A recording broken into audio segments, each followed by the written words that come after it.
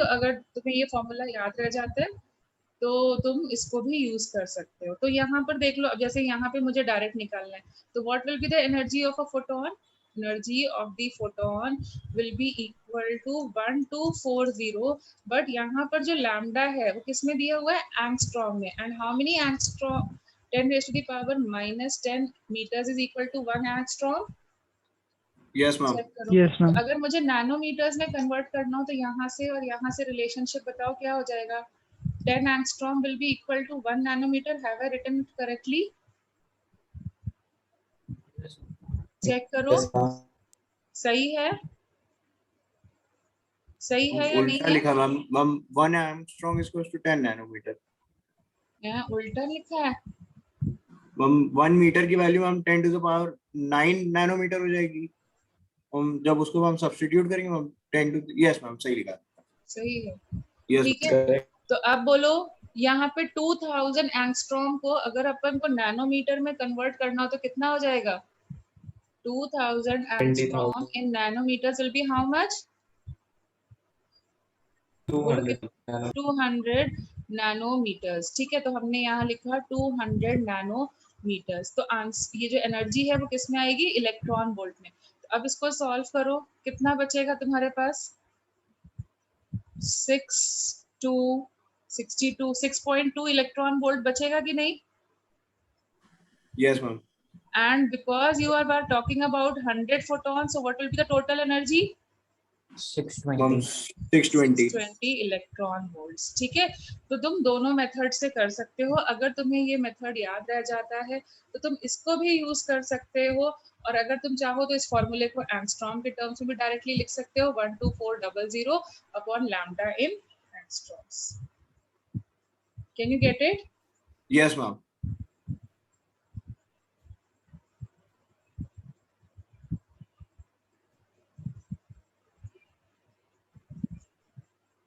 Okay, yes ma'am. चलो next करें फिर। Yes ma'am. तो मतलब क्योंकि हम लोग यहाँ अप्रोक्सीमेट कर रहे हैं इसलिए तुम्हारा आंसर एग्जैक्टली नहीं मैच कर रहा था। अभी समझ में आया रीजन? Yes ma'am. तुमको बताया था 19.98 आता है, बट मैंने उसको अप्रोक्सीमेट करा दिया ताकि तुम ज्यादा नंबर ऑफ क्वेश्चंस कर पाओ। तुम्हें ये एटलीस्ट हो जाए, ज्यादा क्वेश्चन सॉल्व करोगे तो कॉन्फिडेंस तो आ ही जाएगा, बाद में मल्टीप्लिकेशन और डिवीजन का जो भी प्रॉब्लम आ रहा है उसको सॉर्ट आउट कर लेंगे। ठीक है, चलो Yes, एक ma'am. और क्वेश्चन डाउट में था, C6। Now this is a question: in a certain electronic transition,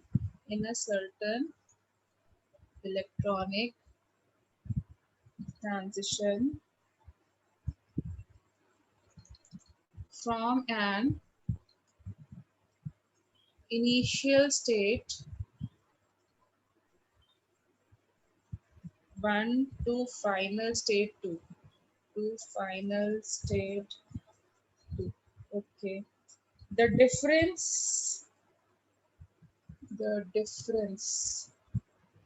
in the orbital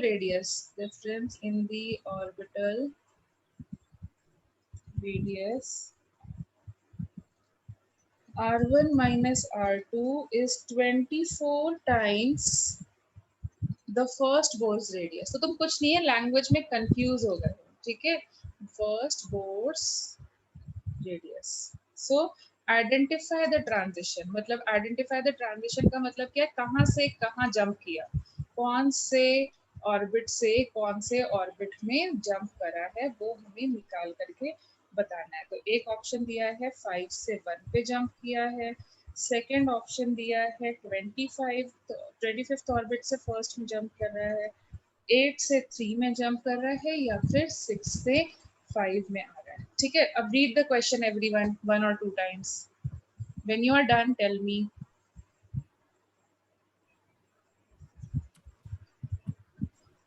Yes, ma'am.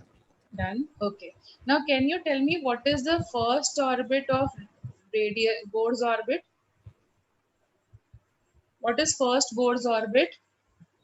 What will be the formula? 0.529 into n square. चलो, हमने सपोजिंग अज्यूम किया कि हाइड्रोजन एटम है, तो for hydrogen atom what will be the first Bohr's orbit? 0.529 angstrom. Okay, first orbit will be 0.529 angstrom and supposing मैंने इसको दे दिया r, क्योंकि मेरे को वैल्यूज नहीं कैलकुलेट करनी तो मैंने इसको नाम दे दिया r. लिख सकते हैं ऐसे? Yes, ma'am. ठीक है. अब ये तुम्हारे कोई ऑर्बिट्स थे r1 एंड r2, मतलब rn1 से जब तुम rn2 पे जंप मारते हो, ठीक है, तो तुम्हारा जो रेडियस है that is coming 24 times of r. Can you see this line and decode the meaning of it now?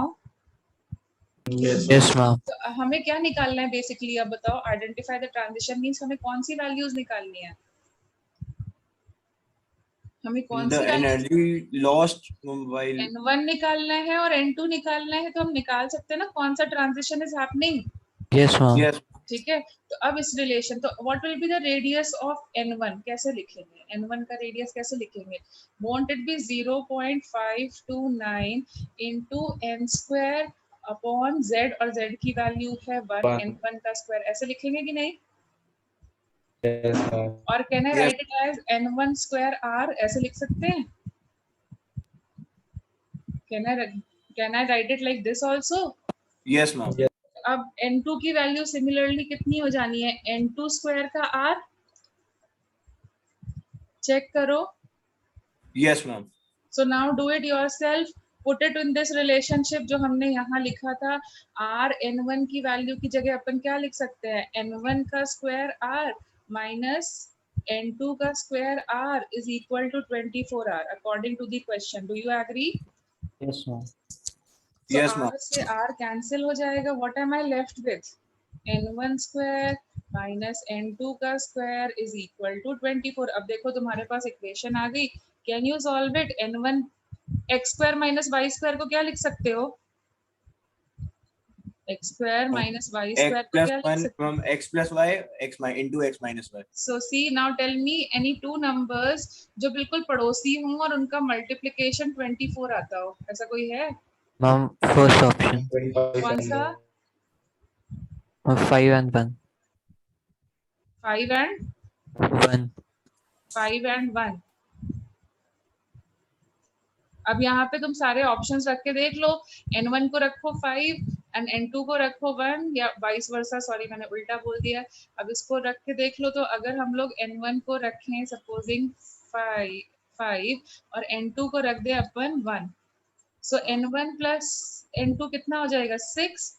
from And 6 n1 into 4 24 yes ma'am ये रिलेशनशिप वैलिड है? yes ma'am valid है Yes, तो ma'am. बस next time क्या करना है, क्योंकि देखो हमारे पास सिर्फ एक इक्वेशन है लेकिन दो अननोन है. Can we solve it? Yes, ma'am. Two equations and one unknown. Can you solve it? Yes, ma'am. yes ma'am अरे कैसे Yes. सॉल्व कर सकते हैं? दो अननोन और एक one इक्वेशन. yes ma'am नहीं कैन solve यू कर सॉल्व सकते इट और not solve it? no ma'am Options रख के कर नहीं सकते ना. हैं. तो फिर हमें क्या करना है? हिट एंड ट्रायल मेथड लगाना है from the options. Can you get it? yes जो ma'am नहीं कर पाए थे शायद यही स्टेप पे आकर के अटक गए होगे, क्योंकि तुम्हारे दिमाग में क्लिक नहीं किया कि हिट एंड ट्रायल भी लगा सकते हैं. Is it Yes, fine ma'am. For now? yes ma'am ठीक है. Any other doubt? no ma'am these So were how all did you find the chapter? Are you following it? Are you getting it easier, or is it difficult, or is it moderate? easier than mole concept Easier than this. Easier तो than chemistry normal. समझ में आ रही है? जो तुमको problem आई थी पहले कि हम फॉलो नहीं कर पा रहे हैं केमिस्ट्री में, बट वो सॉर्ट आउट हुई to a good extent. yes ma'am Yes, ma'am. And to get it more better तुम्हें क्या करना है? तुम्हें साइड बाय साइड क्वेश्चंस को सॉल्व करते रहना है. कर रहे हो ना? Yes, ma'am. 10 Yes, ma'am. Questions minimum, मतलब 60 क्वेश्चंस का टारगेट है पर वीक. संडे को छोड़ देते हैं तो 60 क्वेश्चंस टारगेट है पर वीक.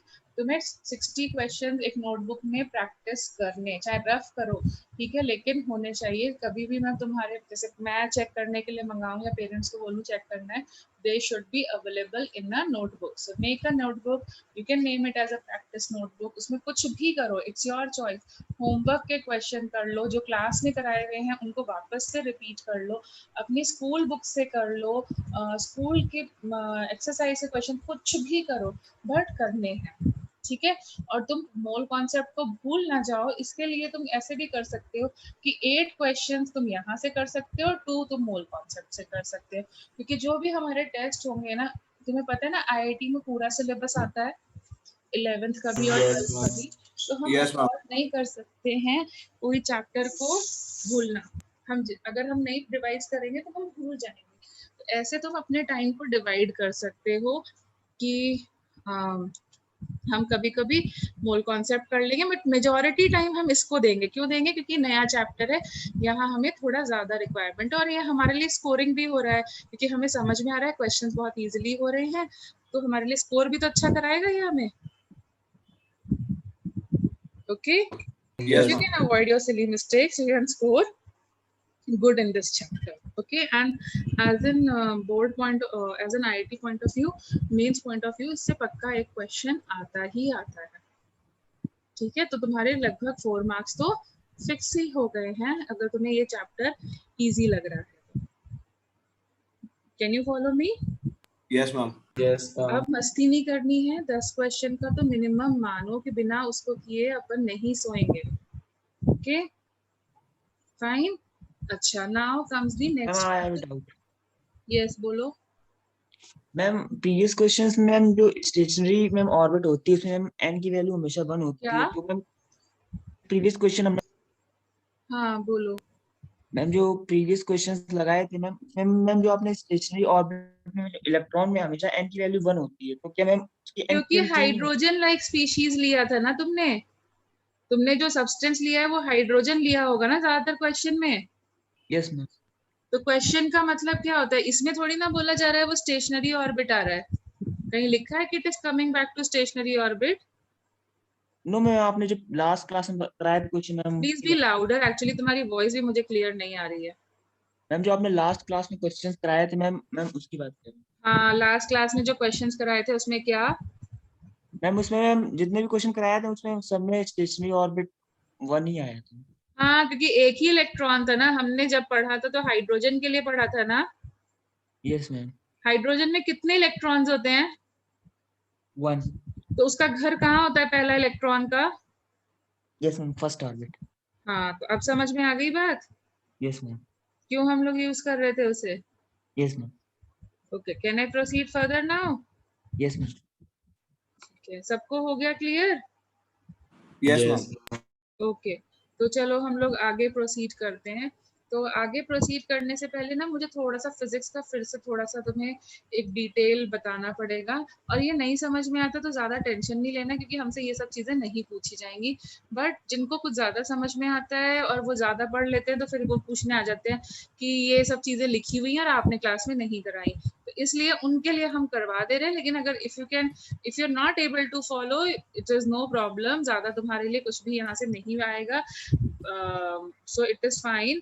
जब मैं तुम्हें बताऊंगी कि यहाँ से तुम्हें फॉलो करना है, एकदम से अच्छे से सुनना, तो वहां से सुन लेना, ठीक है? तो ट्राई करो लेकिन फॉलो करने का, एक सूनर और लेटर तुम्हें पढ़ना ही है फिजिक्स में, कभी ना कभी करना ही है, ठीक है?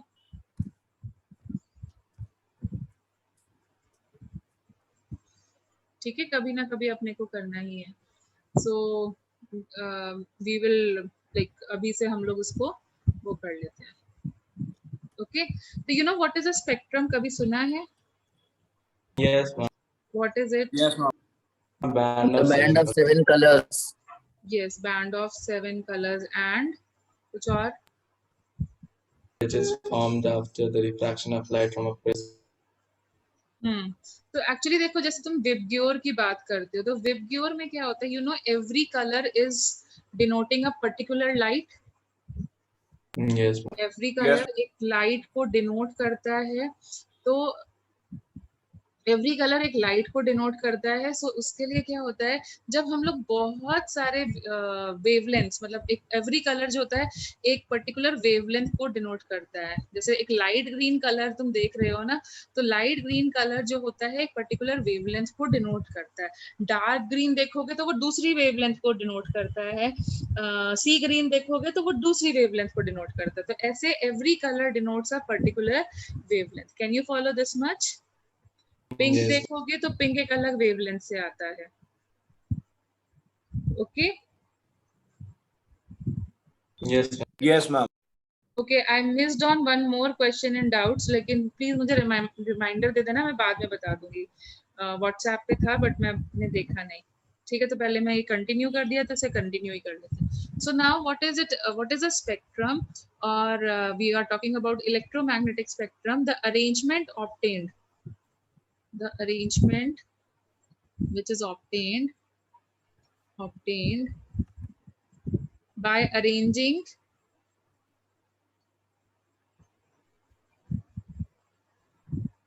various types of electromagnetic waves in order of increasing frequency. अगर हम लोग frequency को increase करेंगे तो wavelength क्या हो जाएगी? Frequency and wavelength में कैसा Decrease. relationship होता है?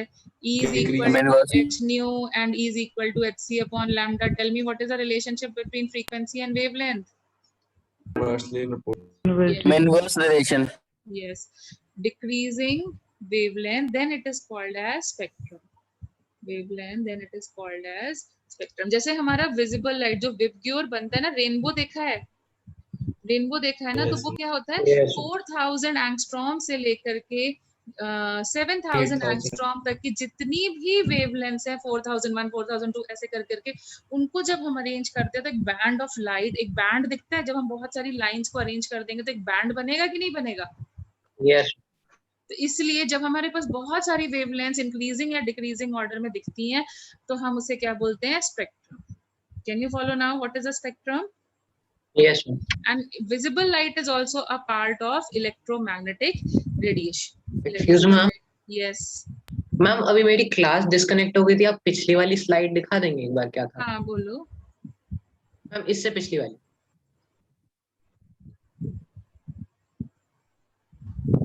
Yes. ठीक है. So it is called as a spectrum. Okay. So जैसे हमारे पास हम लोग स्पेक्ट्रम के अंदर कौन कौन सी चीजें आती हैं, जैसे कि आती हैं तुम्हारे पास radio waves, it is also a part of a spectrum. Then microwave, it is also a part of a spectrum. Then infrared rays, visible region, visible rays, UV, all these are part of the infrared. Gamma rays, cosmic rays, ये हमारे universe में मिलती हैं. Okay, solar system में मिलती हैं. So now I have arrange them यहाँ से यहाँ. This is order of increasing frequency, or you can say this is an order of decreasing Wavelength. wavelength. ठीक है. तो अब जो भी वेवलेंथ से रेडियो वेव का स्टार्ट होता है, मिनिमम फ्रीक्वेंसी से अपन ने स्टार्ट किया या फिर मैक्सिमम वेवलेंथ से स्टार्ट किया, और जहां पर रेंज खत्म हो गई वहां तक लेते गए. ऐसे करते करते हमने बहुत सारी लाइंस बना दी, तो क्या होगा? एक बैंड मिलेगा, बिग बैंड. Yes, ma'am. ठीक है. तो ये हमें एक बिग बैंड मिलता है. फाइन. अब देखो क्या होता है, जब कोई भी बॉडी के ऊपर लाइट पड़ती है, या सनलाइट हो सकती है, हीट हो सकती है, तो वो क्या करती है? वो बॉडी उस लाइट को अब्सॉर्ब करती है या नहीं करती है? करती Yes, है कि नहीं? ma'am. जैसे फॉर एग्जांपल Yes, ये अर्थ सरफेस है, इसके ऊपर सन रेज पड़ती हैं, तो तुमने पढ़ा ही होगा ना कि सन रेज क्या हो जाती है? अर्थ अब्सॉर्ब करती है कि नहीं करती है? Yes, ma'am. Yes, ma'am. Absorb कर देती है. ठीक है. और उसमें से कुछ पार्ट क्या करती है? वापस से एमिट कर देती है. ठीक है. अब इसको हम लोग जब हम अपने एटॉमिक स्ट्रक्चर में पढ़ते हैं तो क्या होता है? एटॉमिक स्ट्रक्चर में हमारे काम की चीज क्या है? व्हेन लाइट फॉल्स, मतलब not only sunlight, any kind of light falls on any kind of object, any kind of object और एनी काइंड ऑफ मैटर, मतलब तुम्हारी बुक्स हो गई, तुम्हारा टेबल हो गया, तुम्हारा चेयर हो गया, तुम पर, इवन हमारे ऊपर भी जब लाइट पड़ रही है तो हमारी बॉडी क्या कर रही है? उसको अब्सॉर्ब कर रही है कि नहीं कर रही है? Yes, ma'am. ठीक है. तो Yes. जब अब्सॉर्ब करती है, तो जो हम लाइट को अब्सॉर्ब करते हैं उसको हम बोलते हैं अब्सॉर्प्शन स्पेक्ट्रम. जिन लाइट को हम लोग अब्सॉर्ब कर लेते हैं उसे हम क्या बोलते हैं? Absorption spectrum. Can you get it now? Yes, ma'am. ठीक Yes, है. ma'am. और इस अब्सॉर्प्शन स्पेक्ट्रम में क्या होता है? Electrons jump where? Higher orbits. Yes, they start jumping to the higher energy level, क्योंकि everything is made, even we are made up of atoms or not? Yes. तो हमारे इलेक्ट्रॉन्स क्या Yes, हो रहे हैं, हायर एनर्जी लेवल पे भाग रहे हैं, ठीक है। अब जब लाइट पड़ना बंद हो जाती है तो क्या हो जाता है, हम एमिट करना लाइट स्टार्ट कर देते हैं कि नहीं? Yes. You yes, are ma'am. at the higher energy level, but for surviving here, because this is not your stationary orbit, so you are going to emit energy, and फिर तुम्हें realize होगा अरे आने से कोई फायदा नहीं हुआ, तो तुम क्या करोगे, वापस कोशिश करोगे अपने घर में वापस जाने की, क्योंकि तुम्हें कहीं से एक्स्ट्रा सोर्स नहीं मिल रहा है, तो तुम्हारी जो डिफरेंस इन एनर्जी होगी, it will come out in the form of photon. Photon. Yes, It ma'am. will be emitted. Okay, so now this is which type of spectrum? When you're emitting that light, तुमने थोड़ी सी रखी, realize किया जरूरत नहीं पड़ रही है, so what will happen? Now you will start emitting. Yes. So that will be called as which type of spectrum? अगर तुमने बहुत सारी Emission. wavelengths Emission emit करी, spectrum. yes, that will be called as, if you are emitting बहुत सारी wavelengths, absorb, तो देखो जैसे white light हमारे ऊपर पड़ती है, तो white light is a contribution of many wavelengths or a single wavelength? Many. Many wavelengths or a single wavelength? Many wavelengths. Many wavelengths, Many violet, blue, सब सारी wavelengths आ रही हैं, तो हम इसीलिए बोल रहे हैं spectrum. When you absorb a lot of wavelengths, you call it as a spectrum. Lot of wavelengths, lot of frequencies, different frequencies, then you call it as a spectrum. तो अगर emit करते time, supposing जैसे हमारी tubelight है, वो हमें white color की light emit कर रही है, तो वो कैसा कर रही है, एक स्पेक्ट्रम दे रही है या फिर एक सिंपल लाइन, एक फोटोन, एक टाइप का फोटोन दे रही है? अलग White अलग light, wavelengths again के it is a spectrum or not? Yes. Yes. It is lot of wavelengths. तो अगर हमारे पास बहुत सारी wavelengths मिलेंगी, तो हम उसे क्या बोलने वाले हैं? What are you going to call it? If you get lot of wavelengths? Spectrum. Spectrum. ठीक है, इसमें समझ में आया स्पेक्ट्रम क्या है? Yes, ma'am. Yes. ठीक है। Yes, ma'am. Okay, so electron jumps to the higher energy level. यहाँ पर क्या होता है, electron jumps to the lower energy level, और इस जंपिंग में एक फोटोन एमिट होता है। अगर बहुत सारे, जैसे हम लोग एक एटम की तो बात करते नहीं है, हम एक मोल ऑफ एटम की बात करेंगे, तो बहुत सारे जब एटम्स होंगे तो हो सकता है ना कोई इतना सा जंप कर रहा हो, मतलब जैसे रेसेस में तुम देखते हो ना, अलग अलग बच्चे अलग अलग एक्टिविटीज कर रहे होते हैं, तो अलग अलग एक्टिविटीज कर रहे होंगे तो अलग अलग एनर्जी एमिट कर रहे होंगे कि नहीं? Yes, ma'am. अलग अलग एनर्जी एमिट कर रहे होंगे, इसका मतलब you will get what? You will get what? A spectrum or a single photon? Spectrum. A spectrum. ठीक है, तो हमारे को एक एटम के बारे में बात करना बहुत मुश्किल होता है, क्योंकि एक एटम प्रैक्टिकली सेपरेट आउट करना इज नेक्स्ट टू इम्पॉसिबल. तो generally whenever a light falls on any object, it is made up of multiple atoms. तो multiple atoms की वजह से अपने को क्या मिलता है? मल्टीपल एटम्स होंगे तो मल्टीपल इलेक्ट्रॉन्स होंगे, मल्टीपल इलेक्ट्रॉन्स होंगे तो मल्टीपल ट्रांजिशंस होंगे. Each transition will be of same wavelength और different wavelength? Different wavelength. Yes, so we Different will have different wavelengths. Different wavelengths means what will you get? Spectrum. Spectrum. Spectrum. That's why we say we are getting a spectrum, emission spectrum. Can you get it? What is absorption spectrum and emission spectrum? Yes. Yes, तुम्हें ma'am. इसको book से पढ़ना है, ठीक है, उसको book से पढ़ना है. Now coming to the next part, अगर सपोजिंग हम सिर्फ वन इलेक्ट्रॉन के बारे में, वन एटम के बारे में बात कर रहे हैं, तो वन एटम के पास में भी वन इलेक्ट्रॉन हो, तो उस केस में हमें क्या करेंगे? मल्टीपल ट्रांजिशन होंगे या सिंगल ट्रांजिशन होगा? Multiple Single transition. Single transition होगा, ठीक है. Single transition means you will get multiple wavelength और single wavelength? Single wave. Single wavelength. तो जब हमें एक ही वेवलेंथ मिलती है, तब हम उसे क्या बोलते हैं? एक वेवलेंथ या एक फोटोन मिलती है, then we call it as a line. Line stands for a single wavelength, एक सिंगल कलर की बात करते हैं. लेकिन जब हमें व्हाइट लाइट मिलती है या मल्टीपल वेवलेंथ्स मिलते हैं, then you call it as what? Spectrum. Spectrum. Can you get the difference? Multiple Yes, atoms, multiple Yes, electrons, ma'am. multiple transition, जिनको हम अरेंज करेंगे तो अपने को क्या मिलेगा? जब हम बहुत सारी लाइंस को एक साथ ऐसे इंक्रीजिंग ऑर्डर में कर देते तो बैंड या स्पेक्ट्रम मिलता है या नहीं? Yes ma'am. और Yes. जब सिंगल लाइन की बात करेंगे तो अपने को क्या, तब हम उसे क्या बोलते हैं, एक फोटोन जब मिलता है तो उसको बोलना चाहिए वैसे फोटोन की वेवलेंथ, लेकिन वो लोग हमारी बुक्स वगैरह कैसे रिप्रेजेंट करती हैं, बाय अ लाइन। ओके, अगर उन्होंने बोला how many lines are emitted, तो लाइंस मतलब क्या हो जाएंगे, कितने वैरायटी के फोटॉन्स एमिट होंगे। अब समझ पाओगे Yes, ma'am. कितने डिफरेंट वेवलेंथ के फोटॉन्स एमिट होंगे। Will you be able to catch the language now, what are they Yes, ma'am. Asking you. तो लाइन स्टैंड्स फॉर एक particular wavelength. Okay, this is the way they are going to represent. ठीक है, अच्छा अब देखो क्या है, अब जब हम लोग जनरली ना किसके बारे में बात करते हैं, हाइड्रोजन एटम के बारे में बात करते हैं, क्योंकि उसके पास एक इलेक्ट्रॉन होता है। एक इलेक्ट्रॉन का जैसे फॉर एग्जांपल तुम्हारे जैसे टीचर है या मेरे लिए ही, तुम्हारे हर एक बच्चे का ट्रैक रखना थोड़ा मुश्किल हो जाता है या नहीं, कि तुम्हारे फर्स्ट टेस्ट में कितने आए, सेकंड टेस्ट में कितने Yes, आए, ma'am. मुश्किल होगा कि नहीं।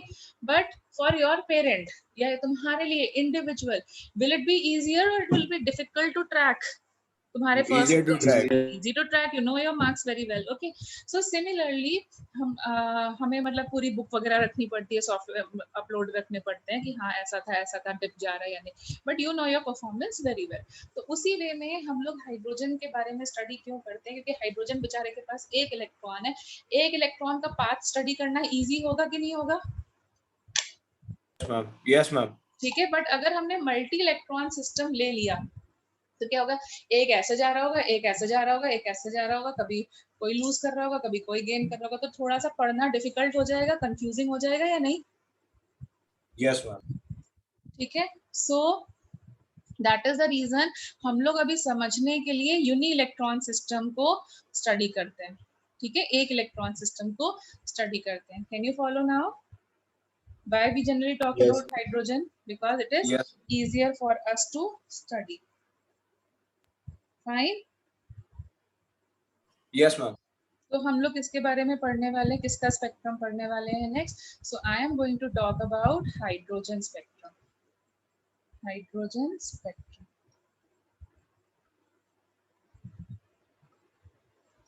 Okay.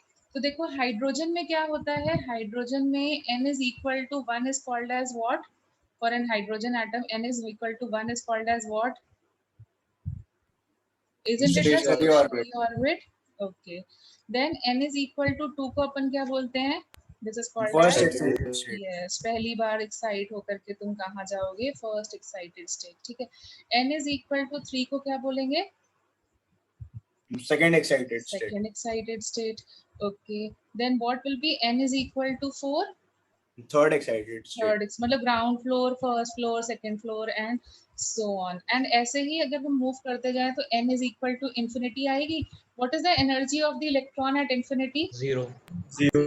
so n is equal to 5 is the fourth excited state and so on।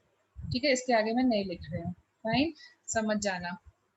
तो देखो ये n is equal to 2 हो गया, ये n is equal to 3 हो गया, ये n is equal to 4 हो गया, ये n is equal to 5 हो गया, और ये n is equal to infinity। तो देखो अगर तुम कहीं से भी गिरो लेकिन तुम्हारी जो लैंडिंग पोजीशन है वो फर्स्ट रहे, मतलब यहाँ से गिरो, मतलब n2 can be anything but n1 has to be which one, first orbit। okay, n1 has to be the first orbit. Okay, then यहाँ पर एक जो पर्टिकुलर वेवलेंथ मिलती है वो किसने डिस्कवर करी थी, वो डिस्कवर की थी लाइमन ने। So that is why it is called as Lyman की सीरीज। लाइमन सीरीज का मतलब क्या है, n1 की वैल्यू 1 होनी चाहिए, n2 can be anything, it can B 2, 3, 4, 5 and so on till infinity. Can you follow this thing? Yes, ma'am. Yes, what is ma'am. N2?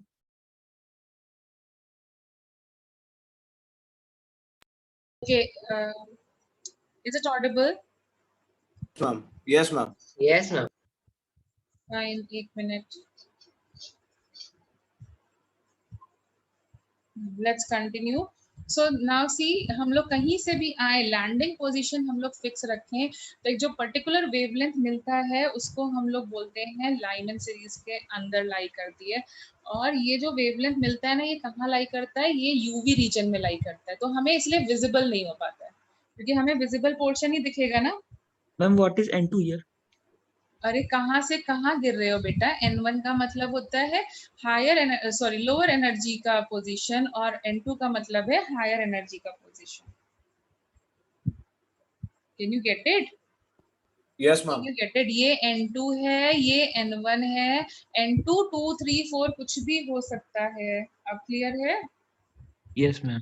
ठीक है, तो अगर तुम N2 से N1 गिर रहे हो तो तुम्हारी एनर्जी, जो energy of the photon emitted होगी, वो हम कैसे निकालेंगे? What will be the energy of the photon emitted? won't it be N2 का square, N2 En2 minus N1?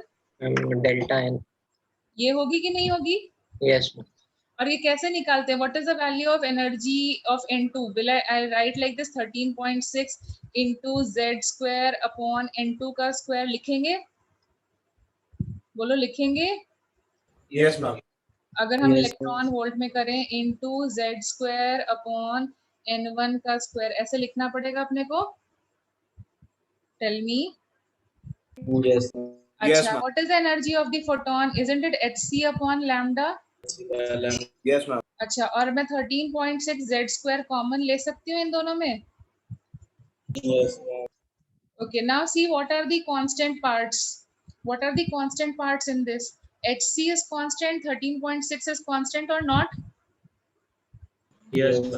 So 1 upon lambda can be written as 13.6 upon hc z square 1 and 1 का square. Minus 13.6 will be common.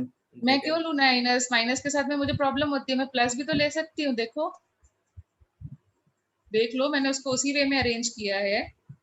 Yes. Yes, Can I ma'am. take plus 13.6 Yes. also common ना? Yes, ma'am. Yes, ma'am. ठीक है, Ma'am, मैंने missed out the minus sign sign inspector. अंदर multiply कर दिया है.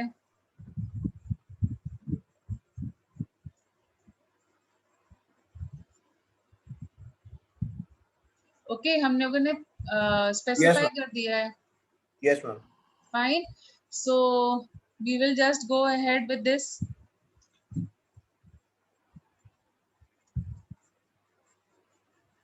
ठीक है, we will just go ahead with this. Fine. So over here, can you get this much? Yes, ma'am. ठीक है. सो Yes. अब देखो, ये चीज एक कांस्टेंट वैल्यू है. ये चीज एक कांस्टेंट वैल्यू है. इसका हम लोग मतलब कांस्टेंट निकाल देते हैं. और ये काम किसने किया है? ये काम किसी एक मतलब साइंटिस्ट था, उसका नाम था रिडबर्ग. उसने इस कांस्टेंट की वैल्यू को निकाल के रख दिया एंड वेव नंबर भी इंट्रोड्यूस किया. नाउ वेव नंबर क्या होता है? 1 upon lambda is called as wave number. Can you get this much? Yes. 1 upon Yes. lambda is called as wave number. So how can I find wave number? Wave number will be equal to, ये जो constant आना चाहिए उसकी जगह लिखेंगे RH z square and then I will write 1 upon n1 का square minus 1 upon n2 का square. Can you get it? Ma'am आपने Yes. 13.6 अपॉन HC को RH लिखा है. हाँ बेटा, वो कांस्टेंट वैल्यू आएगी. बार बार लिखने से क्या फायदा होने वाला है? Okay ma'am. तो इसलिए हम लोगों ने उसको डायरेक्टली लिख दिया है. ठीक है, बार बार मतलब हम क्यों, जैसे हम लोग कांस्टेंट कैलकुलेट नहीं कर लेते टाइम अपना सेव करने के लिए, यस मैम. तो हम लोगों ने बस वही चीज यहाँ पर दोबारा कर लिया. Excuse me ma'am. और वो एक मिनट बेटा, रिडबर्ग ने अपने को करके दे दी थी. हाँ बोलो. Ma'am, can you please go back to that previous slide for a minute? Yes, this one. Ma'am, just a second. Yes ma'am, I'm done. ठीक है. अच्छा, अब देखो ये रिडबर्ग्स की जो वैल्यू कैलकुलेट करी गई, तो ये आई रिडबर्ग्स कांस्टेंट. इसको हम बोलते हैं रिडबर्ग्स कांस्टेंट. तो रिडबर्ग्स की कांस्टेंट मतलब हम लोग क्यों सॉल्व करें En 13.6 और ये को, तो शॉर्टकट मेथड कह सकते हो. It came out to be 109,678 centimetre inverse. Centimetre inverse क्यों आएगी? समझ में आ रहा है? क्योंकि लैम्डा के यूनिट्स क्या होते हैं? Yes, ma'am. सेंटीमीटर होते हैं कि नहीं? अब ये देखो, थोड़ा टीडीएस कैलकुलेशन होगा कि नहीं अगर हमें करना पड़ा 109,678 को मल्टीप्लाई करना. Yes, ma'am. तो इसको थोड़ा इजी करने के लिए हम लोग क्या कर देते हैं? Can I write it as 1.1 10 raised to the power 5 centimetre inverse. Check Yes, करो। ma'am. Yes, ma'am. ठीक Yes. है, तो Yes, तुम ma'am. चाहो तो इसको ऐसे लर्न कर सकते हो 1.1 into 10 raised to the power 5 centimetre inverse. लेकिन अगर तुमने रिडबर्ग्स कांस्टेंट की वैल्यू इसके टर्म्स में लिखी तो लैम्डा किस यूनिट्स में आएगा? सेंटीमीटर्स में। ठीक है, और if you want your lambda to be in metres you can write 1.1 into 10 raised to the power 7 centimetre inverse. Can you get it? Meter inverse. हाँ सॉरी माय मिस्टेक, मैं बोल मीटर्स रही थी, लिखा centimetres, metre inverse. Can you get it? Yes, Excuse me, ma'am. ma'am. Yes. Ma'am Rydberg constant की value book में तो 2.18 into 10 power minus 18 दी है। क्या बोल रहे हो? रिडबर्ग कांस्टेंट की बी वैल्यू लाउडर। मैम इस RH की वैल्यू बुक में 2.18 into 10 पावर माइनस 18 दी है। बेटा जरा स्क्रीनशॉट भेजो जरा। मैम यूनिट वहाँ पे मैम कुछ और होगा। तो वही चीज होती है, तुम मतलब बीच में बुक लेके बैठ जाते हो और क्लास को डिस्ट्रैक्ट कर देते हो। ठीक है, you are not here to जज मी, यू आर हेयर टू जज योरसेल्फ। ये नहीं, प्रॉब्लम मैम। तो पहले की भी किसी एक ने रेज करी थी। मैम वो जूल में दिया है, अलग मतलब थोड़ा। तो हमने तो यहाँ इलेक्ट्रॉन वोल्ट में लिया है ना बेटा, 13.6 इलेक्ट्रॉन वोल्ट की होती है ना। 13.6 एनर्जी की वैल्यू इलेक्ट्रॉन वोल्ट में होती है ना। यस। तो फिर please shut your book and यहाँ पे फोकस कर लो। उसके बाद में तुम्हारे पास पूरा दिन होता है, वीक में 2 क्लास होती हैं, बाकी के टाइम तुम्हारे पास है, आराम से जज करो क्लास के नोट्स को। ठीक है, I don't have any issue. If you have a discrepancy put me on, मैं तुम्हारे सारे सबके डाउट्स एंटरटेन करने की कोशिश करती हूँ। सो आई थिंक सो हम सारे सबके डाउट्स लेते हैं। तो तुम्हारे पास डाउट आता है स्क्रीनशॉट लो और मुझे सेंड करो। Am I fine? यहाँ पर you are missing with things and then you will say कि I'm not able to follow in the class. So please focus कर लो अभी।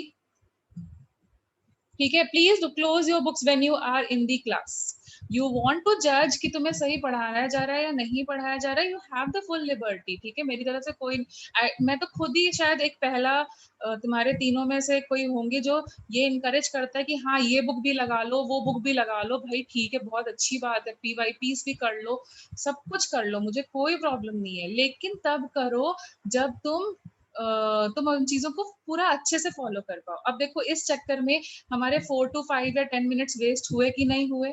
तुम भी परेशान हो गए होगे सोचने के लिए कि मैं बोलूं या ना बोलूं। उसके चक्कर में तुमने एक आध चीजें जो शायद तुम्हारे को पता होनी चाहिए वो स्किप हो गई होंगी। तो प्लीज डोंट कम लाइक, मतलब हाफ ग्लास, एक कहानी होती है ना, हाफ ग्लास भर के मत आओ। अपने आप को तुम ये समझ के आओगे कि मैं समझदार हूँ और मैं पढ़ने बैठा हूँ, तो ये तुम्हारी बेवकूफी है। तुम मतलब हम 5 साल से पढ़ा रहे हैं। Even I have been a 3 digit ranker. ठीक है, 3 डिजिट में मेरी भी IIT में रैंक आई थी। तो बेटा हमने तुम इससे ज्यादा केमिस्ट्री पढ़ी है अभी की डेट में। ठीक है, ऐसे ऐसे बच्चों को भी पढ़ाया है जैसे जिन्होंने IJSO क्वालिफाई किया है। IJSO के लिए तुम्हें ऑलरेडी पता होगा 9th-10th में ही आप 11th-12th की NCERT पढ़ लेते हो। तो ऐसे ऐसे बैचेस भी थे लास्ट ईयर तक हमारे पास में। ठीक है, तो please empty your head. Okay, empty your head when you are coming to the class. फिर उसके बाद में बिल्कुल डिस्कस करो, शेयर करो, सब कुछ करो, और फिर तुम मुझे बताओ कि मैम ये चीज मुझे लगता है ऐसे होनी चाहिए। वी विल टोटली, मतलब आई एम श्योर कि मैं तो इंटरटेन करूंगी अगर तुम ऐसी कोई नई चीज लेके आते हो। बट प्लीज क्लास के बीच में मत करो। ठीक है, can I request you this thing? Can we request you yes this ma'am. Thing? Okay, so please अभी मत करो, पढ़ लो। ठीक है, बहुत अच्छी बात है, बट क्लास के साथ में बुक नहीं रखेंगे, अभी नहीं रखेंगे। ठीक है, अभी तुम उस स्टेज पे नहीं आए हो। I know you are at very initial stages. तुम्हारे जैसे बच्चे हर साल हम लोग देखते हैं। ठीक है, अभी नहीं देखेंगे। Fine, everyone, it is not only for him but it is for everyone. अभी तुम क्लास में पूरा फुल एफर्ट दो, and that is the reason मैं इसको अपलोड भी कर रही हूँ। Why am I taking that pain, why am I uploading it? ठीक है, हमें भी टाइम लगता है, we have multiple classes, we have our personal life, but we are taking the pain to upload it. We are converting it into PDF and sending you, so that तुम online पहली बार पढ़ रहे हो तो अपना फुल अटेंशन हमें दे सको। अब उस अटेंशन को तुम खुद डेविएट कर रहे हो तो तुम अपने आप के साथ इनजस्टिस कर रहे हो और अपने आप को चीट कर रहे हो। हमें थोड़ी ना कोई फर्क पड़ेगा। फाइन, सो प्लीज अभी तुम लोग बुक्स को, जब क्लास में रहो एटलीस्ट मतलब मुझे थोड़ा सा प्रॉब्लम है, तो तुम ऐसे समझ लो it is an humble request from my side, अभी बुक्स नहीं देखनी है, क्योंकि लास्ट क्लास में भी किसी को प्रॉब्लम हुआ था, फिर हमारा टाइम वेस्ट होता है, तो अभी नहीं देखनी है। अब जब मैं लिख दूंगी सब कुछ हो जाएगा, हाँ I am also an human being, मुझसे भी एरर हो सकती है, देन क्रॉस चेक कर लो, मुझे कोई प्रॉब्लम नहीं, ठीक है। तो अब देखो तुम्हारा डाउट क्लियर हुआ, क्योंकि हम 13.6 वाले से लेके चल रहे थे ना, तो हमारा इलेक्ट्रॉन वोल्ट वाला वैल्यू था और उसके हिसाब से ये होगा। और मैंने तुम्हें जब मैंने एनर्जी लिखवाए थे तो फॉर्मूलाज लिखाते टाइम मैंने बोला था तुम्हें, इनमें से कौन सा फ्रीक्वेंटली यूज फॉर्मूला होगा या कौन सी एनर्जी की वैल्यू सबसे ज्यादा यूज होगी। मैंने जूल में भी लिखवा दी थी, इलेक्ट्रॉन वोल्ट में भी लिखवा दी थी, अर्ब्स में भी लिखवा दी थी, तीनों वेरिएशंस लिखवा दिए थे कि तुम कभी पढ़ना चाहो तुम्हें पता चले, तो तुम्हें पता होना चाहिए। बट उस टाइम पे भी मैंने बार बार बोला था कि कौन सा फ्रीक्वेंटली यूज होने वाला है, इलेक्ट्रॉन। यस। और अगर तुमसे अब जूल में पूछा जाएगा तो तुम कन्वर्ट कर लोगे ना, कन्वर्ट कर Yes, लोगे ना। Yes, ma'am. And I am guaranteeing you, मैं तुम्हें गारंटी के साथ बोल रही हूँ, तुम जब क्वेश्चन करने बैठना, ठीक है, अब क्योंकि तुम्हें वैल्यूज कौन सी याद है उससे फर्क नहीं पड़ता, तुम्हारे क्वेश्चन सॉल्व होते हैं या नहीं उससे फर्क पड़ता है। उसमें तुम्हें गारंटी दे रही हूँ 95% क्वेश्चन या मोर देन 95% क्वेश्चन तुम्हें इसी RH वैल्यू से ही सॉल्व करने को किए जाएंगे। इसीलिए मैंने दूसरी वाली वैल्यू तुमने मुझे बताने का चांस नहीं दिया। और सेकेंड थिंग इज कि ये वाली ज्यादा है, ठीक है। अब जैसे फॉर एग्जाम्पल मैंने तुम्हें आज, मैं मतलब बताती हूँ बट थोड़ा सूनर और लेटर बताती हूँ, क्योंकि मुझे लगता है एक वैल्यू पहले बच्चे को अच्छे से पता चल जाए तब हम दूसरी वैल्यू बताएंगे। तो आज देखो मैंने तुम्हें एक नया फॉर्मूला या नया वैल्यू बताया एनर्जी निकालने का शॉर्टकट, Yes, ma'am. ठीक है। I will tell you but give me time, everything is decided. एक ही टाइम पे बता के खिचड़ी नहीं पकाना चाहते हैं, everything is decided, we have a certain time interval, क्योंकि अब मुझे पता है तुम्हें ये वाला वैल्यू सीखना आ गया है। और आई नो कि 95% क्वेश्चन जो होंगे वो जूल्स में ही पूछे गए होंगे एनर्जी ऑफ फोटोन के बारे में। Tell me, am I wrong? Yes, ma'am. हम जूल्स में ही पूछे जाते हैं, yes. Ma'am, 30 questions. बट कभी एक्सेप्शनली पड़ जाए, ठीक है, और हमें लग रहा है कि और हमें ये फॉर्मूला याद रह जाए, इसीलिए मैंने तुम्हें लास्ट में बताया, क्योंकि मुझे पता है इसकी यूसेज कम होती है, तो इसलिए मैंने लास्ट बताया, कभी तुम्हारे पास पड़ जाए तुम्हें और ये चीज याद रह जाए तो कर लेना, ठीक है। सिमिलरली मुझे पता है, क्योंकि हमने इतने दिनों से हम लोग अपने टाइम पे सॉल्व कर रहे थे पेपर्स पास्ट ईयर, अभी भी 5 साल 6 साल से पढ़ाते हुए हो गए, तुम्हारे जैसे बच्चे हमारे पास डाउट्स के लिए आते हैं, तो हमने मतलब एटलीस्ट मैंने तो ये ऑब्जर्व किया है, ज्यादातर टाइम RH की यही वैल्यू यूज होती है 95% से ज्यादा टाइम्स। हाँ, नई वाली वैल्यू यूज हो सकती है, उसको मैं डिनाई नहीं कर रही हूँ, लेकिन मुझे पहले लगता है कि मैं तुम्हें एक फॉर्मूले से फेमिलियर करा दूं, फिर मैं दूसरी चीज इंट्रोड्यूस करूं, क्योंकि उसमें तुम्हें भी समझने में मजा आती है, rather than I keep on telling you facts. Okay, जब एक फैक्ट से तुम यूज्ड टू हो जाते हो तो दूसरा फैक्ट बताने में मजा आती है, मतलब तुम्हें भी समझ में आता है और मुझे भी सेटिस्फेक्शन होता है कि हाँ ठीक है तुम्हें क्लियर हुआ होगा। यहीं पर सब कुछ बताने से ना थोड़ा सा मुझे लगता है हर एक बच्चा ना फॉलो करता है, ठीक है, क्योंकि हमें तो हर एक बच्चे के हिसाब से करना पड़ेगा, ठीक है। तो अपन जहाँ थे हम लोग वापस आते हैं, तो can you get it this much?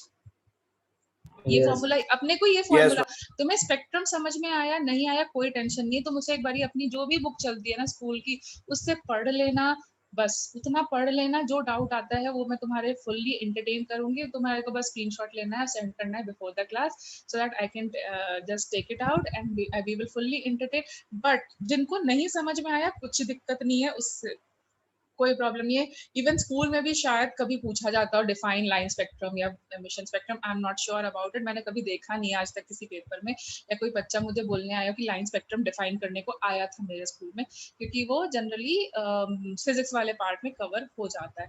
तुम्हारे को काम की चीज क्या है, ये फॉर्मूला याद रखना है, तुम्हें कुछ नहीं समझ में आया चलेगा, मुझे बिल्कुल चलेगा, बस तुम्हें क्या याद रखना है, तुम्हें क्या क्या चीजें याद रखनी है आज की क्लास में से, वो ये याद रखनी है कि अगर तुम्हारे पास एक ही फोटोन एमिट हो रहा है या एक ही ट्रांजिशन पॉसिबल है, एक ही इलेक्ट्रॉन है, तो तुम क्या बोलोगे, एक लाइन एमिट हुई है, एक फोटोन को हम लाइन बोलते हैं, और कलेक्शन ऑफ फोटॉन्स को जब अलग अलग वेवलेंथ्स के होंगे तो हम लोग क्या बोलेंगे, बैंड या फिर स्पेक्ट्रम।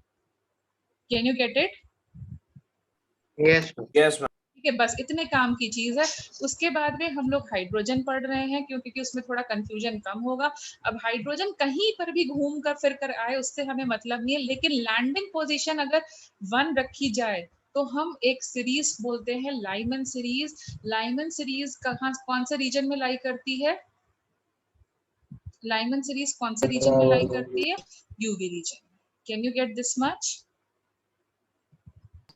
Yes. ठीक है। Then coming after that is, तो देखो यहाँ पे मैम तो why only UV region? बेटा जो वहाँ की Ma'am, लैम्डा there यहाँ are इस more फॉर्मूला radiations में, which are not visible. Sorry, Ma'am, there are many more other radiations that are not visible. yes, so I am coming to that ना. I have told you only about one reason ना.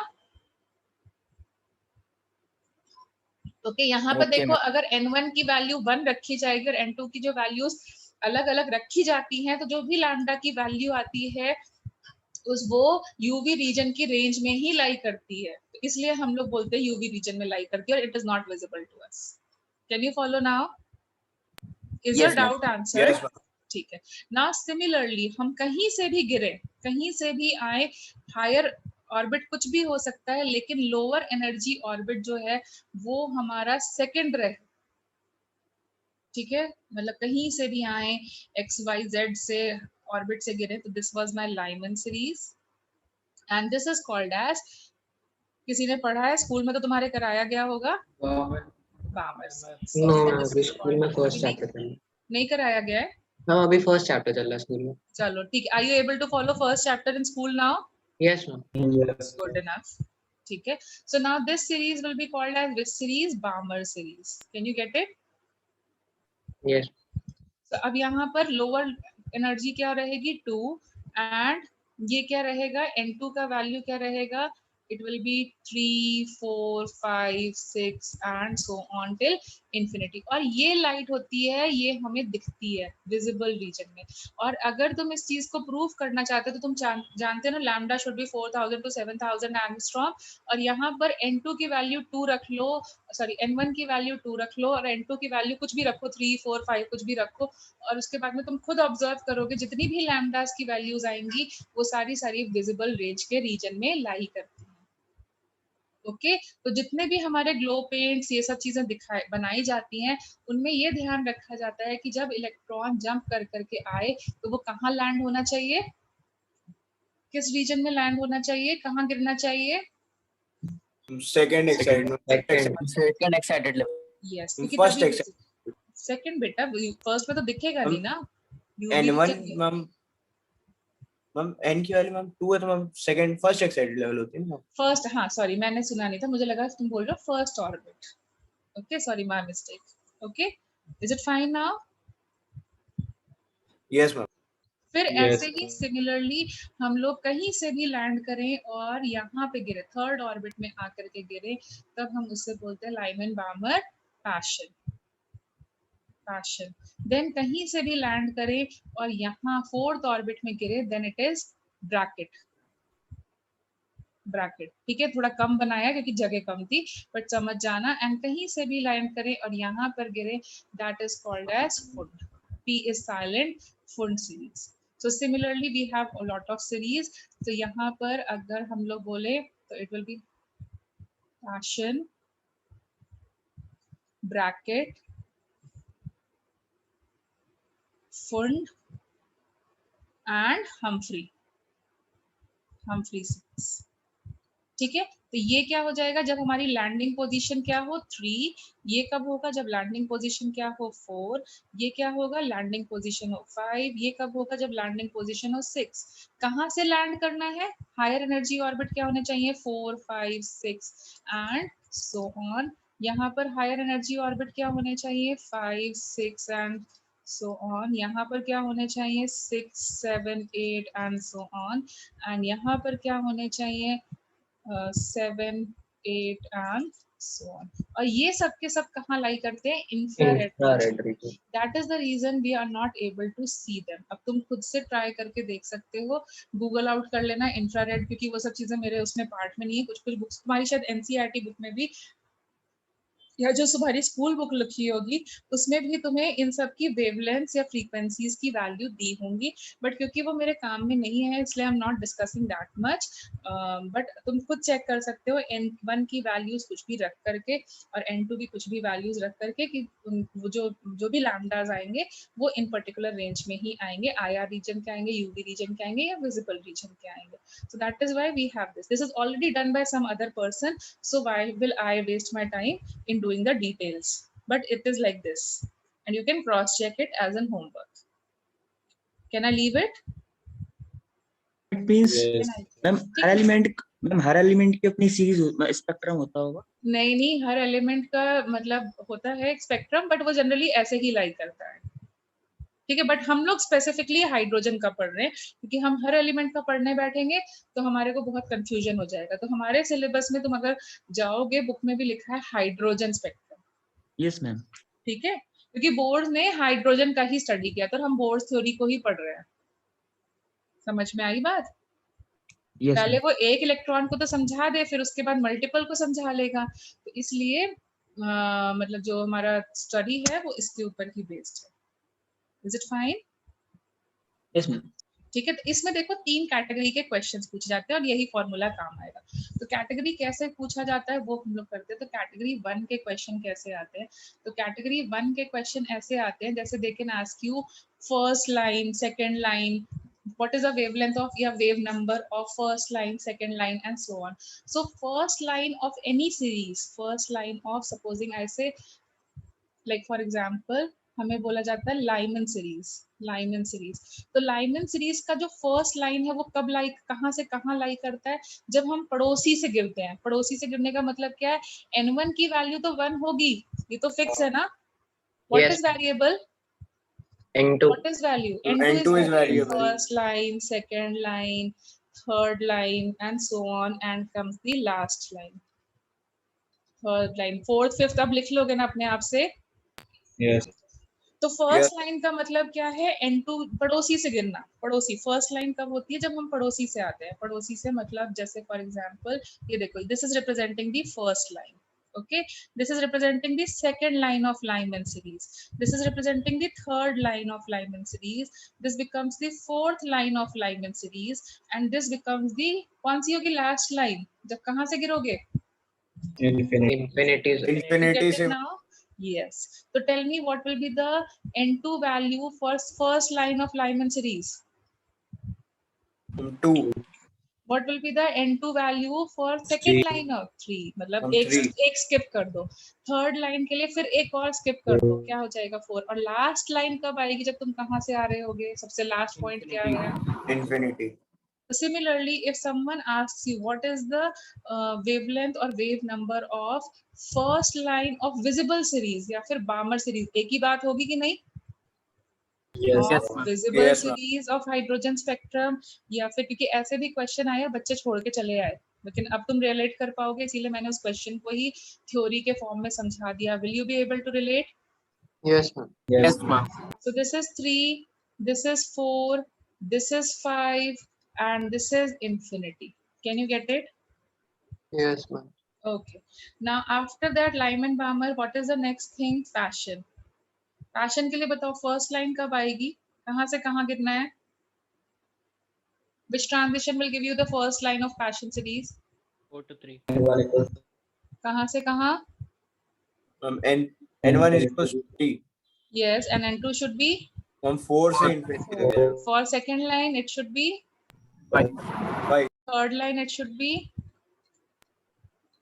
and infinity. Can you follow? Can I leave the other parts? Bracket, fold. Yes, ma'am. पूछा जाएगा तो कर लोगे उसी formula में। देखो बाकी सब तुम्हें हमें पता ही है। Z हमें पता ही होता है, Z represent the atomic number. n1 and n2 he main variables हैं, उसको भी मैंने तुम्हें लिख के बता दिया। तो अब कर पाओगे क्वेश्चंस? Yes, ma'am. ठीक है, डायरेक्ट फॉर्मूला बेस्ड क्वेश्चंस हमारे पास आएंगे। ओके, देखो अब देखो दूसरी तरीके के क्वेश्चन कैसे पूछे जाते हैं। कैटेगरी 2 के क्वेश्चंस, कैटेगरी 2 के क्वेश्चंस। तो कैटेगरी 2 में क्या पूछा जाता है? They ask you last line and last line, sorry, they ask you longest and the shortest line. They ask you what is the longest and the shortest line of a series. Longest line and the shortest line of the series. Shortest line of the series. ठीक है, तो ऐसा question लिख दिया जाएगा, what is the longest line of the Lyman series, बामर series और passion series, है ऐसे कुछ। तो देखो लॉन्गेस्ट लाइन कब आएगी, यू नो एनर्जी और लैम्डा में क्या रिलेशनशिप है। मैम लॉन्गेस्ट लाइन तो मैम हमेशा बेटा मैं इन्फिनिटी बता रही हूँ, पहले मुझे कंप्लीट करने दो फिर आप बताना, ठीक है। सो टेल मी एनर्जी और वेवलेंथ में क्या रिलेशनशिप है। I'll give you chance to ask your doubt, but I know कि तुम्हें information पूरा नहीं है, इसलिए confusion ही create होगा, तो इसलिए let me do it first, then I'll give you the chance to answer. Yes. So what is the relationship between energy and wavelength? Inversely. Inverse. ठीक है। तो tell me longest line कब आएगी, जब energy क्या हो। longest line कब आएगी, मतलब longest line का मतलब क्या हो गया, lambda should be maximum, that is energy should be minimum. Minimum मतलब कम चोट कब लगेगी, जब एक फ्लोर से गिरोगे या इंफिनिटी वाली फ्लोर से गिरोगे। जब एक फ्लोर से गिरेंगे। एक फ्लोर से गिरेंगे। तो किसी भी सीरीज का जो लॉन्गेस्ट लाइन है वो कब आएगा, जब n2 का वैल्यू क्या हो, n1 + 1 पड़ोसी से गिरे तभी आएगा कि नहीं। यस। ठीक है। एंड शॉर्टेस्ट लाइन का मतलब क्या हो गया, शॉर्टेस्ट लाइन का मतलब क्या हो गया, lambda should be minimum. Lambda minimum तक कब होगा, जब डेल्टा ई की वैल्यू मैक्सिमम हो। मैक्सिमम कब होती है, जब n2 कब क्या होना चाहिए, infinity. infinity. So that means if someone asks me what is the longest line of visible series, tell me yourself visible series, तो मुझे क्या करना है, लैम्डा की वैल्यू निकालनी है, RH मुझे पता है, Z² मुझे पता है, N1 क्या होना चाहिए, 2 होना चाहिए, विजिबल मतलब बामर, N2 क्या होना चाहिए, N2 का वैल्यू क्या होना चाहिए, 3 पड़ोसी के पास से। ठीक है। लॉन्गेस्ट लाइन तब जब एनर्जी मिनिमम हो, शॉर्टेस्ट लाइन तब जब एनर्जी मैक्सिमम हो। मिनिमम कब होती है, जब पड़ोसी के पास से आते हैं, मैक्सिमम कब होती है, जब इंफिनिटी से आते हैं। Can you get it? तो सेकंड वैरायटी के क्वेश्चन कर पाओगे? Excuse me ma'am. Yes, now tell me your doubt. Ma'am infinity पे मैम इलेक्ट्रॉन की मैम एनर्जी 0 हो जाती है। हाँ तो 0 तो होती है मैम, तो वहां पे मैम एनर्जी मैम मिनिमम है। कहाँ, डेल्टा ई निकाल रहे हो बेटा, एनर्जी नहीं निकाल रहे हो, डेल्टा ई निकाल रहे हैं। चेंज इन एनर्जी निकाल। Yes, that's what I have written also. See, delta E लिखा है ना, मैंने ई नहीं लिखा है कभी भी। Yes ma'am, yes ma'am. ठीक है अभी? Yes ma'am. ठीक है। तो if I ask you shortest line of visible series 1 / lambda will be RH Z², तो बामर को वो लोग ऐसे भी लिखेंगे, and 1 / infinity का square, you know 1 / infinity is 0. Yes. So you can solve it now. Will you be able to solve it? Can I expect कि जो मल्टीप्लिकेशन, डिवीजन, स्क्वायर वाली चीजें जो यहाँ पे यूज होंगी वो उसमें तुम प्रोफेशनल हो चुके हो अब तक? Yes. Yes ma'am. तो बस कॉन्सेप्ट मुझे बताना था, वो मैंने तुम्हें बता दिया। अब देखो यहाँ पे हम लोग, मैम यहाँ पे हम लोगों ने लैम्डा निकाला है, तो वहां से मतलब वो तो मैम एम्प्टी प्रोपोर्शनल होगा मैम, जिसका लैम्डा ज्यादा आएगा। Be louder, you are not audible to me. Ma'am यहाँ पे मैम जिसका मैम लैम्डा मैम ज्यादा आएगा मैम, उसकी मैम एनर्जी मिनिमम होगी। हाँ हाँ, तो वही लिखा है ना, लैम्डा मैक्सिमम एनर्जी मिनिमम, यही लिखा है ना बेटा। Yes, ma'am. Are you fine or you still have some confusion? No. Are you fine or you still have some confusion? I'm fine. Fine. Okay, shall I move ahead now to the third category? Yes, ma'am. Yes. Okay, category 3. तो category 3 के questions कैसे आते हैं? They will ask you number of lines. ऐसा ही question लिखा होगा, number of lines. Lines मैंने तुम्हें अभी भी बताया है, it represents what? Photons of different wavelengths. Lines को हम लोग किसके लिए बोलते हैं? Different wavelength के जो photons आएंगे, different colors show करेंगे, उनको हम लोग lines बोलते हैं। बोला था ना? Did you Yes. follow this? तो देखो Yeah. अगर हमारे को एक इलेक्ट्रॉन जो है supposing n1 is equal to 1 है और ये n2 इज इक्वल टू 2 है, यहाँ से यहाँ गिरता है तो कितने वैरायटी के फोटॉन्स मिलेंगे, कितनी वेवलेंथ मिलेंगी? एक ही वेवलेंथ मिलेगी कि नहीं? You will simply write 1 Yes, upon ma'am. lambda is equal to क्या? You will write RH Z square और यहाँ पे लिखोगे n1 का स्क्वायर माइनस n2 का स्क्वायर। एक ही टाइप की वेवलेंथ मिलेगी, Yes. ठीक है। बट अगर हमारा electron supposing n3 is equal to 3 से यहाँ से गिरता है तो कितनी टाइप की वेवलेंथ मिलेगी, मतलब कितने तरीके से आ सकता है? वो क्या कर सकता है, वो पहले ऐसा भी कर सकता है कि वो डायरेक्टली गिर जाए, तो एक डिफरेंट वेवलेंथ मिलेगी कि नहीं? Supposing I call it as lambda a, तो what will be the value of lambda a? check yourself, r z square, it will be what?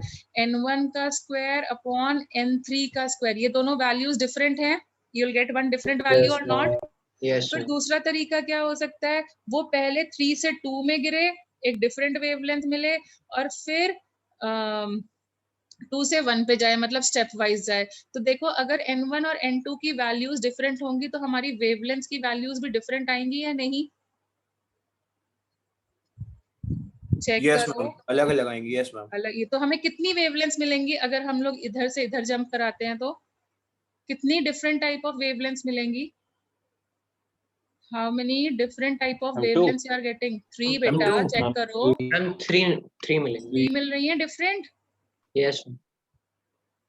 n2 का स्क्वायर एंड n3 का स्क्वायर अलग अलग values हैं, मतलब अगर तुम कंफ्यूज हो रहे हो तो तुम इसको ऐसे लिख लो, r h z स्क्वायर, यहाँ पे क्या हो गया 1 का स्क्वायर माइनस 2 का स्क्वायर। यहाँ पर देखो अलग वैल्यू आएगी, z स्क्वायर एक ही एलिमेंट है, z कांस्टेंट होगा, यहाँ पे होगा 1 का स्क्वायर, यहाँ पे हो गया 3 का स्क्वायर। यहाँ पर देखो r h z square, that means यहाँ पर क्या हो जाएगा 2 का स्क्वायर माइनस 3 का स्क्वायर। देखो अलग अलग वैल्यूज आएंगी, चेक करो। Do you agree? Yes, ma'am. So Yes, how ma'am. many different lines you will get? Will you get 3 type of different photons or not? Yes, ma'am. ठीक है। अब supposing मैंने नंबर ऑफ ऑर्बिट बढ़ा दिए, मतलब मेरे पास है, अब हमारे पास है 4 ऑर्बिट, ओके। n1 1 है, n2 2 है, then n is equal to 3 है, n इज इक्वल टू 4 है। अब 4 ऑर्बिट में बताओ कितनी तरीके की वेवलेंथ्स मिलेंगी तुम्हें?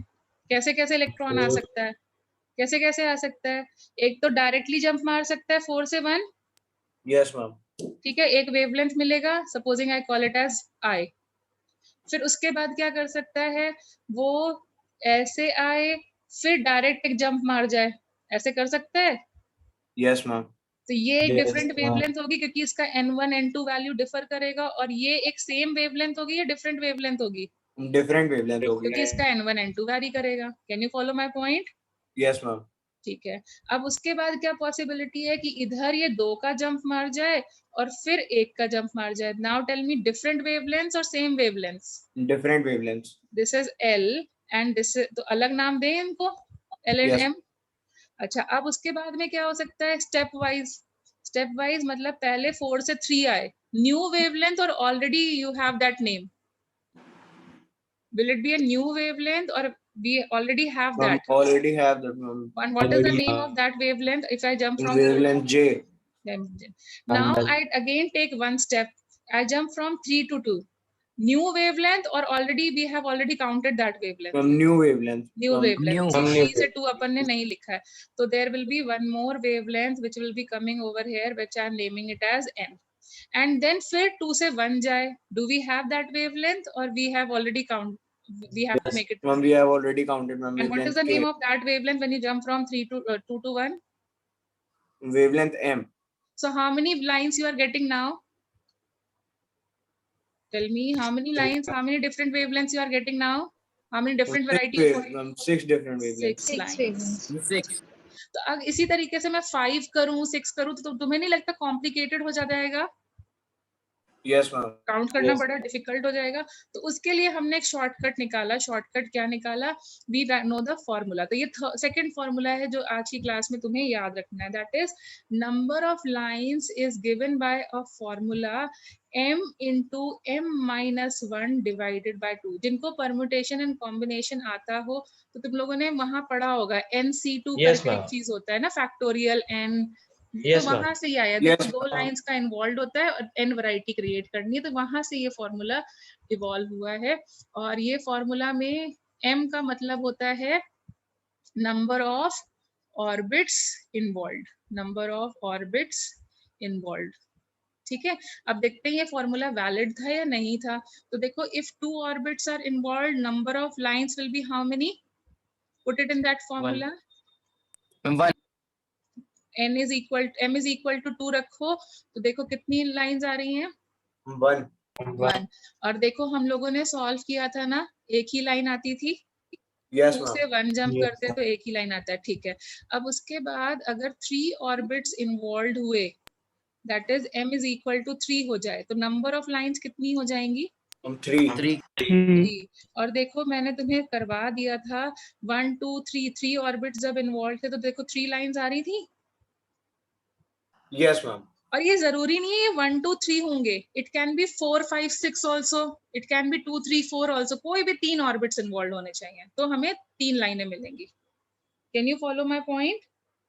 इसको Yes, कुछ बुक्स में 2 Yes, अलग ma'am. तरीके से लिखा हुआ है, लेकिन मैं 2 फॉर्मूले क्यों लर्न कर रहा हूँ जब मेरा काम एक ही फॉर्मूले से हो जाता है। ठीक है, तो मैं अलग अलग फॉर्मूले से नहीं करा रही हूँ, उसको डायरेक्टली ऐसे करा देती हूँ। ठीक है, ऐसे याद कर लो। तो ये जरूरी नहीं है 1 2 3 4 होना चाहिए, it can be any kind of 4 orbits, कोई भी नंबर के 4 consecutive orbits. Okay, then if there are 4 orbits involved, m is 4, the number of 6 lines will be how much? इसका मतलब है मेरा फॉर्मूला सही है ना, 6. वैलिड फॉर्मूला है ना ये। Yes. तो अगर 5 ऑर्बिट्स इन्वॉल्व होंगे तो हम इस मेथड से करें या इस मेथड से कर लें? मतलब हम ऐसे बनाएं और फिर देखें n1 n2 वैरी कर रहा है तो एक नई वेवलेंथ होगी, या फिर ऐसे सॉल्व कर सकते हैं? Number of lines will be how much? Put m is equal to 5 10 10 10. ठीक है, and so on. So can you will you be able to do it for other varieties also? Yes, ma'am. ठीक है, yes तो मतलब इस type के तुम्हें 3 variety के क्वेश्चंस मिलेंगे। तीनों वैरायटी के क्वेश्चंस अब तुम समझ पाओगे? Yes. yes तीनों वैरायटी के questions,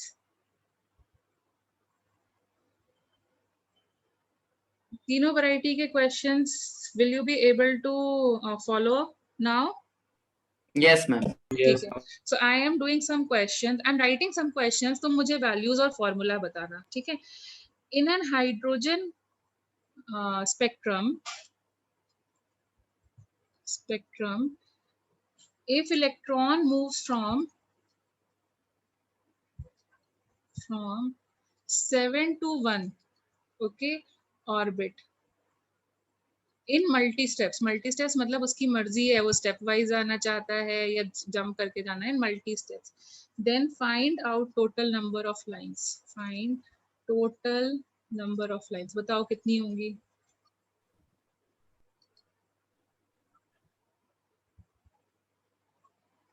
Twenty-one. 21.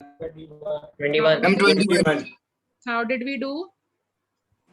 7 into 7 minus 1. 7 into 6 by 2. So again, if supposing I tell you in an hydrogen spectrum, electron jumps from 6th orbit to 2nd orbit. Okay, so now tell me number of lines कैसे निकालोगे? 10 okay कैसे करते हैं, चलो देख लेते हैं। तो यहाँ पर m की वैल्यू कितनी आ रही थी? 7। नंबर ऑफ लाइंस का formula we have already done, that is how much? 7 into 6 divided by 2, that will be 21. ठीक है, won't it be very tedious if you would have done it by traditional method? उसको इससे easy हो गया कि नहीं? तो यहाँ पे देखो n is equal to 3, n is equal to 4, n is equal to 5, n is equal to 6. How many orbits are involved? Check करो। 5 5. So number of lines will be how much? 10 10. 5 into 4 by 2, that will be 10. ठीक है, don't do this thing 6 - 2, ये सबसे बड़ी mistake करके चले आते हैं बच्चे। 6 - 2 4 कर देते हैं m की वैल्यू। कितने लोगों ने 4 करी थी? झूठ मत बोलो, बहुत लोगों ने करी होगी। आता है, हर साल डाउट आता है। कितने लोगों ने m की वैल्यू 4 रखी थी? एक ने भी नहीं करी। Very intelligent class. हाँ देखो, कुछ लोगों ने हाथ रखा, क्योंकि अभी हमें खुद भी पता चल गया है कि तुम लोग किस तरीके की गलतियां करते हो। ठीक है अभी? Yes, ma'am. Yes, Yes. ma'am. Yes. Okay तो अब देखो और कैसे क्वेश्चंस आ सकते हैं। तुम सिर्फ फॉर्मूलाज बताना, क्योंकि आई एम एक्सपेक्टिंग तुम कैलकुलेशन तो कर दोगे। So calculate the wavelength of, just put tell me the values. Okay, calculate the wavelength of first line of Balmer series in hydrogen spectrum, in hydrogen spectrum। चलो अपनी book में formula लिखो। अच्छा तुम्हें फॉर्मूला तो याद हुआ नहीं होगा, तो रिकॉल करके बताओ यहाँ कौन सा फॉर्मूला लगेगा। 1 upon wavelength is equals to RH. 1 upon lambda is Yes, equals to square. yes, R RZ H square, 1 1 square upon 1 upon N1 का N1 स्क्वायर, square N2 का minus 1 upon N2. Yes, N2 is greater than N1। तो बताओ N1 की value यहाँ बामर के लिए क्या होती है? 2 Ma'am, 1 और 2 फर्स्ट लाइन कब होती है? 3 के लिए। यस, मैम जब पड़ोसी। नेबर से होती यस, पड़ोसी से। फर्स्ट लाइन मींस पड़ोसी वाला line. Can you get it? कैसे क्वेश्चन आएंगे? Yes, ma'am. Yes, ma'am. ठीक है। अच्छा अगर सपोजिंग, मतलब calculation I am leaving to you people. हाँ, so calculate the frequency of last line of, और z की वैल्यू क्या हो जाएगी? हाइड्रोजन बोला है तो z की वैल्यू क्या हो जाएगी? 1 1 हो जाएगी। Last line of Lyman series of hydrogen spectrum. Lyman series of hydrogen spectrum. ठीक है, देखो 1 upon lambda is equals to RH z square. Yes. Minus 0 हो जाएगा क्योंकि इंफिनिटी है। हाँ, RH लास्ट लाइन कब होती है? जब एनर्जी मिनिमम। लास्ट लाइन कब होती है? जब N2 की वैल्यू when क्या 2 is हो? equals to infinity. दूर से Infinity. आए। लास्ट लाइन मतलब दूर से आए। दूर कब होगा? जब वैल्यू 0 हो जाएगी वहाँ Yes. इंफिनिटी के लिए। एंड हम इंफिनिटी से आ रहे हैं। ठीक है, so what will be 3.29 into 10 to the power 15 second inverse। Very good. So ये हम लोग ऐसे कर सकते हैं 1 का स्क्वायर। फाइन। एंड लैम्डा आ जाएगा, लेकिन मैंने पूछा था वेवलेंथ, तो वेवलेंथ, सॉरी वेवलेंथ आ जाएगा, मैंने पूछी थी फ्रीक्वेंसी। तो फ्रीक्वेंसी के लिए क्या करेंगे? You know already, frequency nu is equal to c upon lambda. याद Yes, आया? ma'am. किया था। तो बस जो भी लैम्डा आया है उसको हम लोग सी से मल्टीप्लाई कर देंगे। मतलब ये फॉर्मूला हो जाएगा RH Z square into c. Can you get it? Yes. ठीक है, तो थोड़ा सा वेरिएशन ऐसे चेंज कर सकते हैं, लेकिन अब तुम समझ पाओगे। हमेशा वेवलेंथ पूछे ऐसा जरूरी नहीं है। वेव नंबर पूछ सकते हैं, फ्रीक्वेंसी पूछ सकते हैं, वेरिएशन समझ पाओगे। Yes, ma'am. Yes ma'am। Yes, ma'am. So what do you think? Will you be able to solve these type of questions?